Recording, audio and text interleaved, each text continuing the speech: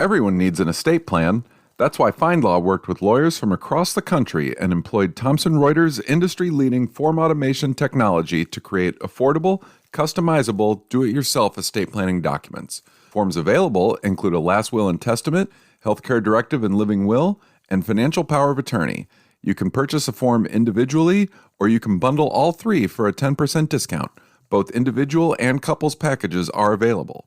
FindLaw's estate planning forms are backed by a 30-day money-back guarantee, and you can update your finished estate plan for free for up to a year after purchase. There is no time like the present to start estate planning and get peace of mind, especially when you can do it from the comfort of home and at a fraction of the cost of going to an attorney. To get started, head to findlaw.com, and at the top of the page, click on Legal Forms and Services. Welcome to FindLaw's Don't Judge Me, the show about the law in real life. I'm Laura Temme, and I'm hanging out with Andy Leonetti and Joe Fawbush. Hi, guys. Well, now we don't know who's gonna... Oh, no, you don't know what to do because I didn't say it individually? Oh, we geez. need direction, Laura. Come on. Perfect. I don't even want to redo it. We've got a really interesting topic to talk about today. In March, 49-year-old Guy Reffitt of Wiley, Texas, became the first person to be found guilty on charges related to the January 6th breach of the United States Capitol. Oh, this topic will never, I know. ever die. I don't think we'll ever stop talking about the 2020 election. Season 12 of Don't Judge Me will still be talking about this. That's so sweet that you think we're going to be doing this that long. A jury deliberated for just 2 hours before finding Reffitt guilty on all 5 federal charges that he was facing. He is scheduled to be sentenced on June 8th, where he could be given up to 60 years in prison. So today we're going to talk about what made this trial unique, what it means for the hundreds of other people facing charges relating to January 6th, and some comments made by the judge and other people about the 2020 election and President Trump's involvement in January 6th and what that means for some future prosecutions as well. Listeners, we know that some of you are sick of 2020 election. We know that some of you, weirdly enough, cannot get enough of it. So that is who that's who we're talking to today. Yeah, exactly. Yeah. And something important to keep in mind as we talk about some of these cases relating to January 6th is that while there are hundreds of people who have been charged based on their actions that day, it's sort of a spectrum. What actions were those? Well, Andy, I'm so glad you asked. You know, showing up to the Capitol, banging on the windows, breaking stuff, hurting people. You all saw it on TV. I'm not going to get into the details, but I will say, yeah, there's a spectrum of people's involvement. You know, you have people who seemingly showed up with a plan to do a certain thing. Bad things. Things that rhyme with schminsurrection. Apparently, that's my favorite bit on this show. I'm just going to keep doing it. And then there are people who seemingly went to a protest and kind of got caught up in the crowd. It seems that Guy Reffitt falls into the former. The sort of underlying facts of his case are that he drove from his home in Texas to D.C. to attend the demonstrations that were held by Donald Trump on the day that Congress was set to certify Joe Biden's win in the 2020 election. And he traveled with what he called this is a quote, full battle rattle. And apparently that means a handgun, body armor, and a helmet, an AR-15 style rifle, flex cuffs, and other kind of scary things. It was called a full battle rattle? Yeah, so that was from text messages between him and some 3%er buddies, apparently. What's a 3%er? So the Texas 3%ers are a militia group. It's hard to explain because the story that they base it on is not true. It seems that the name comes from this idea that only 3% of Americans fought against the British during the Revolution. However, I'll just go on record and say that that is not true. But that's the idea, is that this sort of patriotic thing of being in this minority of people who are willing to stand up. Yeah. Cool. So right from the bat, they're setting themselves up as revolutionaries.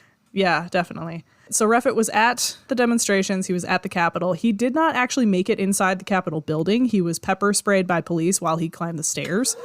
But listening to this man talk, first of all, recorded himself on a Zoom call after the fact, talking to his buddies. Are you going to live? I mean, you drive all the way from Texas with full battle rattle. And you're going to let a little pepper spray stop you? I know. It's really interesting though, because it's all about the spin with these guys. Because I listened to an NPR report where they had audio of a Zoom call that he recorded with his buddies afterwards, where he's describing this interaction that he had with a Capitol police officer and how she shot him with non-lethal rounds, and he was wearing body armor, so they just kind of bounced off, and I don't even know how to say it without getting bleeped. The way he tells it, he was doing a little smack talk and saying like, you're gonna need a bigger gun and whatever. And then another officer comes around the corner with pepper spray and just drenches him. And he's laughing as he's telling people this. It's really kind of bizarre. I would have kicked that guy's ass if other people weren't holding it back. Right, exactly, yeah. But what's interesting is that based on descriptions from the trial of the video footage, well, and the other thing is he had a GoPro on his helmet the whole time he was there. Oh, so there's video of all of this. And after he gets pepper sprayed and kind of goes down and he can't keep moving forward, he starts waving people past him. And the crowd, sort of seeing this happen, sort of surges and overwhelms the officers. And that was when they made it all the way to the windows of the building. And so, yeah, like I said, when he got home, he seemed pretty happy with his involvement. He laughed with people describing his standoff with Capitol Police, but little did he know his son had reported him to an FBI tip line 2 weeks earlier. Oh, wow. Yeah, because his son, who was, I believe, 18 at the time, he's 19 now, was so worried about the things his dad was saying at home after the election. He kept talking about how he was going to do something big on January 6th and bring his gun and, quote, take the Capitol. And so he started secretly recording his father and eventually turned those recordings over to the FBI. That's a brave thing to do for a 18-year-old, actually. Mm-hmm. That's impressive. Yeah, I mean, I can only imagine the effect that all of this has had on this young man. He, from what I understand, almost immediately moved out on his own, is kind of estranged from his family, but yeah, felt really strongly that his father had committed a crime and that he needed to report it. Was he already on the FBI's radar when he went to the Capitol? The tip came in about 2 weeks before the attack on the Capitol, and the son received a response from the FBI after the fact, which was the case for a lot of people. I mean, very, very few people were arrested on the day. Mm-hmm. Everybody went home and then was being tracked down via social media footage and things like that. So, yeah, the FBI did eventually follow up. They started having meetings with his son, Jackson, and took all this video evidence from him and eventually arrested him and charged him with 5 federal crimes. They were trespassing on Capitol property, obstruction of an official proceeding, interfering with police, transporting weapons across state lines and carrying them onto Capitol grounds, and obstruction of justice. Obstruction of an official proceeding sounds just nebulous enough to really get you.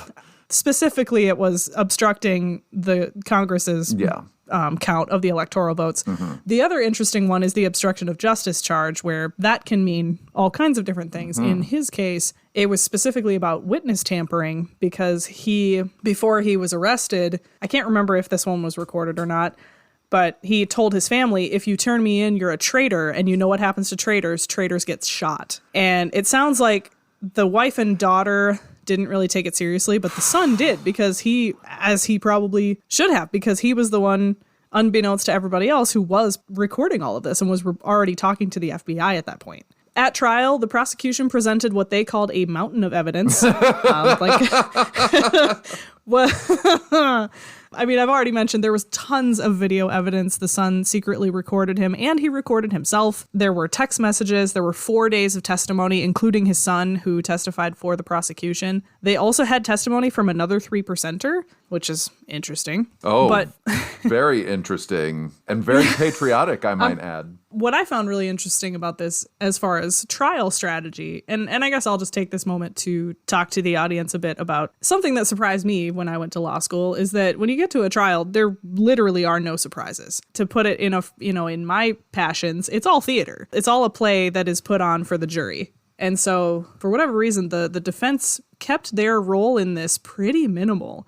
Guy Reffitt's defense team, their opening statement was only 3 minutes long, and their overall argument was just kind of this guy likes to brag. You can't take him seriously. They claimed that he did not actually bring a gun to the Capitol, but they didn't have anything to counter all of the video evidence that seemed to indicate that he did. And then there was sort of a half-hearted argument about how he might have been mixing Xanax and alcohol. Another half-hearted argument relating to his son. They're trying to point to, oh, maybe he's doing this for money or attention. And he did set up a GoFundMe after he moved out of his family's house, because he's 18 years old and suddenly estranged from his family.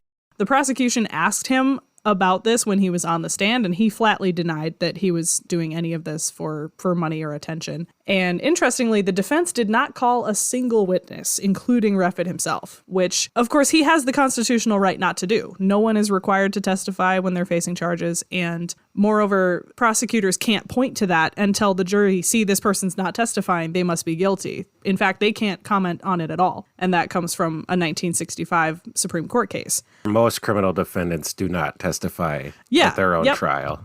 Absolutely. Well, and it comes down to strategy, because as soon as you put yourself on the stand, then you open yourself up to be cross-examined, and who knows what might come out. So I wasn't super surprised to see that he did not testify, but the fact that no one did for the defense, I found interesting. So, yeah, I'm having a hard time understanding their legal defense, because you mentioned something about like being under the influence. But my understanding is you can absolutely trespass even if you're drunk. Like, right. In fact, people do it all the time. They go hand in hand, I believe. And obstruct an official proceeding. I mean, is there a worry that like any witness they would have called? I mean, the prosecutor U.S. attorney could have just said yes or no. Do you believe that the tree of liberty sometimes needs to be refreshed and watered with the blood of tyrants? And if that person says yes, all they have to do is look at the jury. All they have to do is look at the jury and shrug their shoulders. Be surprised. And I think that the defense did, especially when we think about that spectrum of defendants that I mentioned earlier. This one was a particularly steep hill for the defense to climb. I think they were. Yeah, who would they call the guy that put his feet up on Nancy Pelosi's desk? The QAnon shaman. The QAnon shaman. Oh man, I wish I could stop talking about these people. So this was the first jury conviction in this case, because really the last several months we've seen a lot of guilty pleas. But there's a lot left. So more than 750 people have been charged so far in the FBI's investigation, and I think over 200 have already entered guilty pleas. That is, I think, the big thing to take away about this case is that since the prosecution essentially won, they are likely going to have a lot more leverage now against other defendants. A lot of these people are probably going to, I would predict that a lot more people are going to take plea deals after seeing how this one turned out.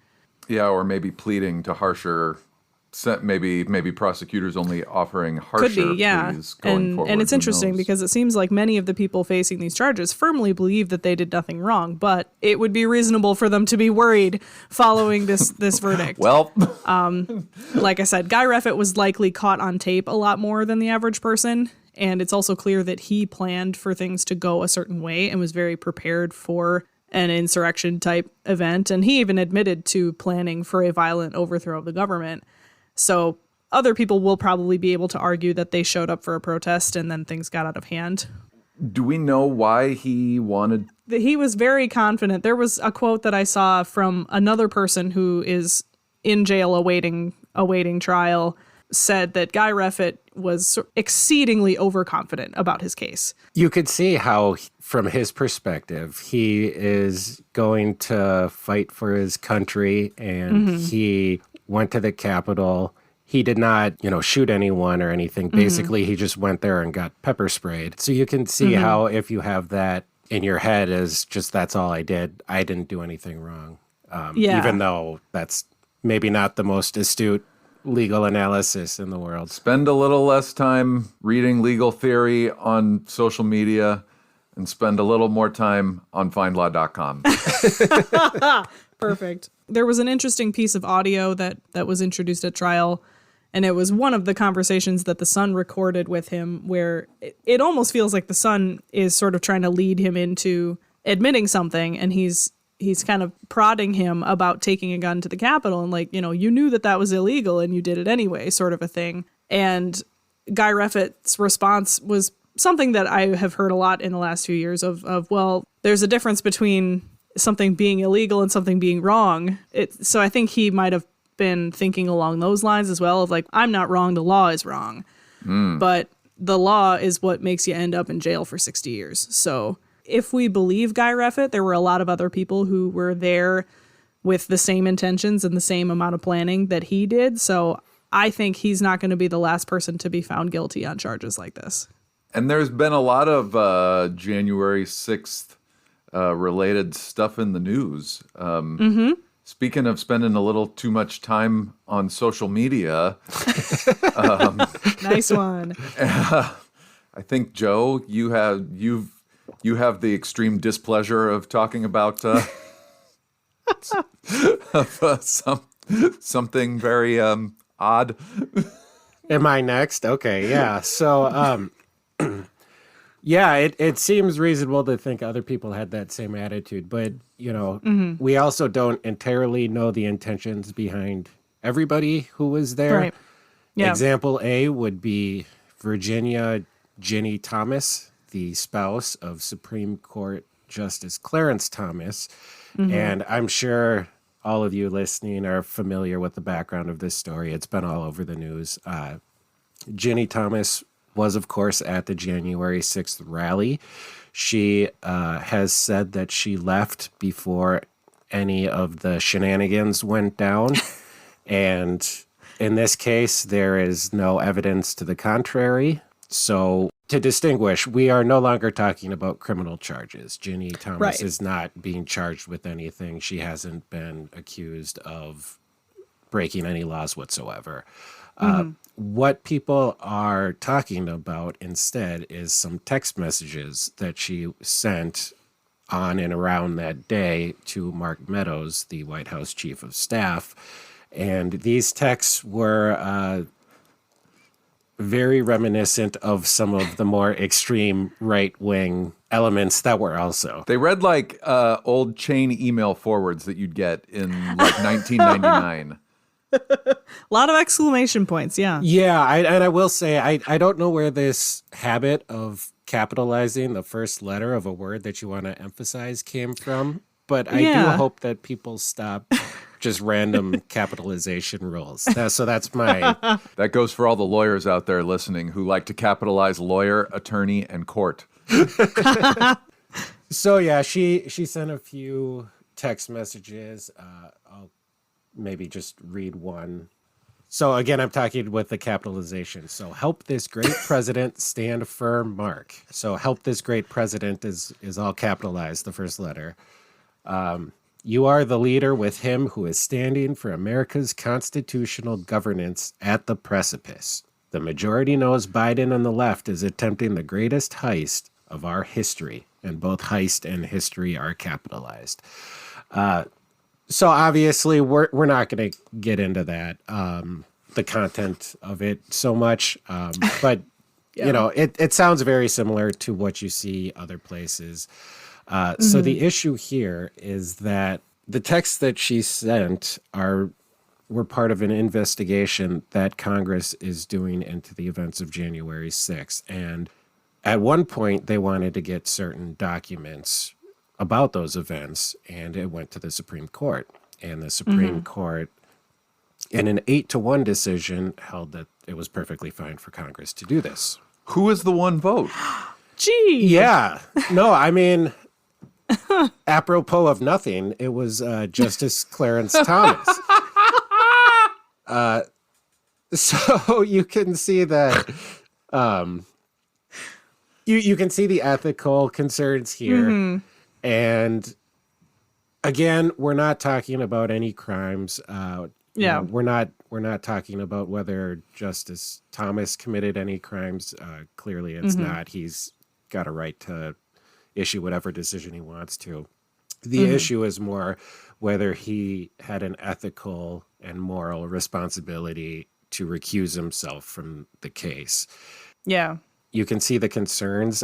There is no rule that ethics rules that Supreme Court justices need to follow. Federal judges do have ethical guidelines that they have to follow, but that those do not apply to the Supreme Court.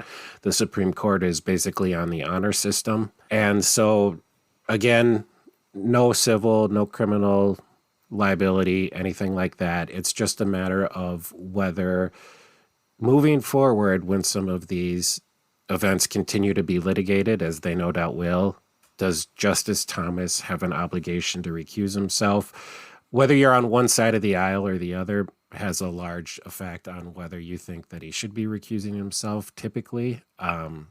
But that's definitely something to watch moving forward and to see the decisions. Senator Mitch McConnell the other day defended Justice Thomas vociferously. Other Democratic members of Congress have called on him to resign. I could say that's not going to happen. No. But there may be some additional pressure on the Supreme Court, and particularly the Chief Justice, John Roberts, to see if he needs to revisit the idea of making ethics rules, and specifically rules regarding when Supreme Court justices should recuse themselves. I'll also note here that Ginni Thomas is not just Clarence Thomas's wife. I mean, she is a very prominent conservative activist. Yeah. And has worked with many groups and has worked with, while never has never worked in the executive branch. She has worked with both the W. Bush and the Trump administrations in activism, serving as a liaison with, I think she served as a liaison with the Heritage Foundation in the Bush administration, and she definitely made personnel recommendations to the Trump White House. So this is not just she had Mark Meadows' phone number. Yeah, thank you for bringing that up, Andy. That's a great point. Yeah, and as you can imagine, a lot of Supreme Court justices and their spouses have political interests before they sit on the bench. So it's not particularly unusual or an ethical violation for Ginni Thomas to have been a conservative donor or fundraiser or activist. But the issue is, how much can she continue in those events while this is ongoing? Yeah. For example, the Chief Justice's spouse is also an attorney and a conservative activist, and she no longer does that work because they decided that it was skirting the line too closely. Well, and all of this kind of, you touched on it a little bit, it all sort of comes at a time when people are already worried about partisanship on the Supreme Court. And yeah, I wonder if this might tip things into having some sort of set of actual rules the way that other federal judges do. Yeah, they've touched on it briefly. I think Justice Kagan, in testimony before Congress a couple years ago, said that the Chief Justice was considering creating ethical rules, but that didn't go anywhere.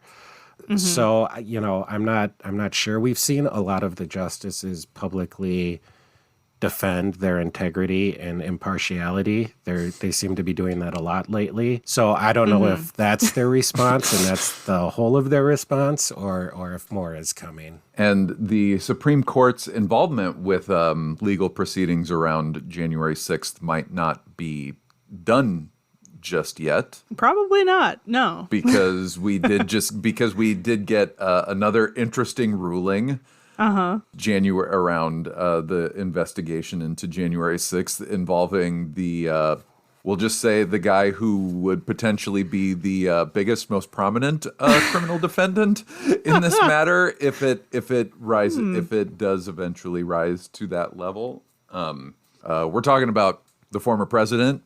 Oh, wow. Because a federal judge just ruled. He didn't rule. I'm sorry, that's a misstatement. He said he wrote in a ruling that former President Trump and Trump lawyer John Eastman, who was one of the people advising him on how to overturn the 2020 election, more likely than not had committed felonies, including obstructing the work of Congress and conspiring to defraud the United States. This is Judge David O. Carter of U.S. District Court for the Central District of California.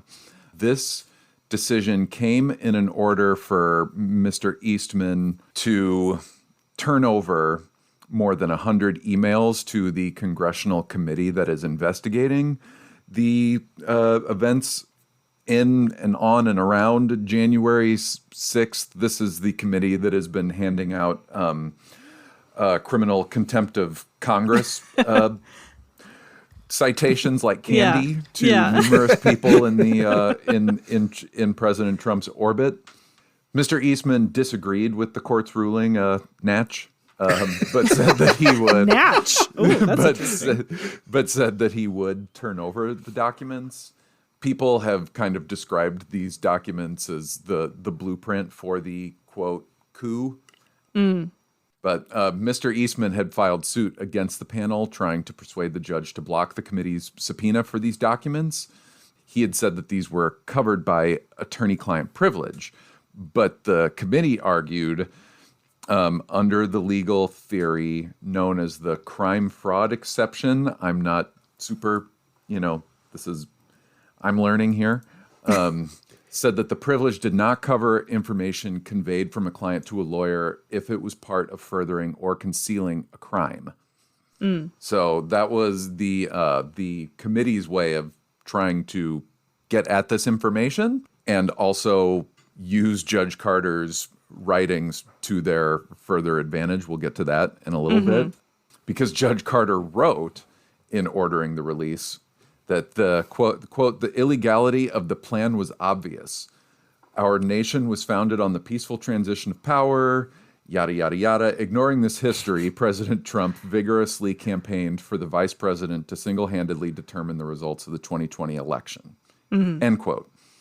Including one of those documents from Eastman was a memo written for lawyers behaving badly, all-star Rudy Giuliani, that stated, what this whole cockamamie scheme rested on was the theory that Mike Pence could unilaterally reject electors from contested states that day. Judge Carter also wrote that that Trump and Eastman's actions were, quote, a coup in search of a legal theory. So pretty strong language. We will note that Judge Carter was appointed by Bill Clinton to the bench. And one thing I wanted to point out about the sort of choice of words that the judge had there is that, he's sort of telling, it's sort of a wink, wink, nudge, nudge kind of thing, because I do think it's important to point out that he said more likely than not did something illegal, which is a different standard than what is in criminal law, where you have to be proven guilty beyond a reasonable doubt. So no one can be pointing to this and saying, well, someone has already concluded that he's guilty, which is not true. Yeah, he noted that he was tasked only with deciding the dispute over the emails, and that standard was just the more likely than not. Yep, because that's the civil standard. Yeah, and so I guess we'll talk about the effect that this does have on Trump, which is that right now it doesn't have any practical legal effect on him. However, a lot of news has been going around that the congressional committee is looking for a way to bring President Trump into this, and they are not content to focus on Steve Bannon, Mark Meadows. They are zeroing in on the former president, and while they cannot charge it. That committee cannot charge him with a crime. Ultimately, what they can do is make a criminal referral to Attorney General Merrick Garland at the Department of Justice. That eventually then is up to it's up to the Attorney General whether or not to actually pursue criminal charges against the president. But it looks like the committee is at least trying to make as strong of a argument as possible if they are to indeed make that referral to the Attorney General. And then that opens up a whole other can of worms. There's a part of the Biden administration that is probably, in terms of raw political calculation, being like, please do not send us a referral to prosecute the former president, because it's ultimately, let's be real here, it's ultimately a political decision whether or not to actually file criminal charges against Donald Trump. You can couch it in whatever language you want, but you have to. But they're obviously weighing the political consequences on them if they do it, because Donald Trump could probably make the argument, how am I ever supposed to get a fair hearing on this? Ever, Yeah. in this country. He'd probably want to change the venue to Patagonia. Yeah, absolutely. Putting it in context between the criminal investigations that are underway, because Donald Trump is being criminally investigated for a variety of things, particularly in New York. So this was not related to a criminal investigation. So it's different than that. Yes. And the attorney-client privilege issue requires the preponderance of the evidence standard. And so the judge, when determining whether to hand over these documents, was only supposed to figure out, is it more likely than not that he committed a crime? And it's just about a handful of emails. So the congressional investigation is a completely separate matter. Andy, as you were talking about, whether to actually prosecute is a complicated issue that, it's never an easy thing to go after a sitting president, but also a former president. There's a lot that goes on. So yeah, I would just, there's still a lot of irons in the fire, but this for now, at least, the other thing I'd mention is that Donald Trump always fights giving over documents. So every single time that somebody has asked him to hand over a document, he says no, and then he fights it in court. So this is kind of par for the course for him. And we can expect this in any legal matter that Donald Trump is involved in. Yeah, I mean, I think all of this is just to say that as sick as we are of talking about it, we're not done talking about this stuff. So we'll have to keep an eye on it. And that's all we have for today. Thank you so much for joining us on this episode of Find Laws, Don't Judge Me. Please subscribe to, rate, and review our show wherever you listen to podcasts. Check the show notes for related content. And if you'd like to contact us, send us an email at findlawpodcasts@thomsonreuters.com.